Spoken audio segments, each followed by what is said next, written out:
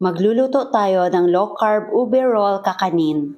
Maglagay ng coconut milk sa cooking pan. Then add coconut flour, lupin flour, sweetener, and xanthan gum. Pagkatapos, haluin ng maigi. Ang list of ingredients ay ilalagay ko sa last part ng video na ito. Maglalagay din tayo ng ube flavor and vanilla flavor. Haluin ng maigi. Lulutuin natin ito over low-medium heat.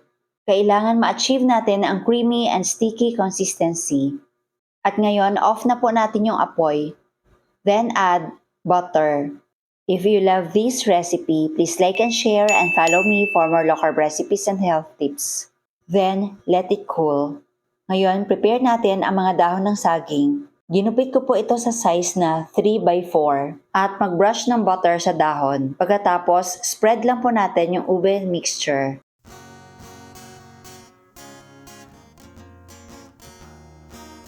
At ilagay ang green dahan cheddar cheese pagkatapos slowly roll. At ulitin lang ang procedure hanggang sa maubos yung mixture. Saang tindahan, low carb essentials ay kumpletong matatagpuan. Katulong mo sa pag-ayos ng iyong kalusugan.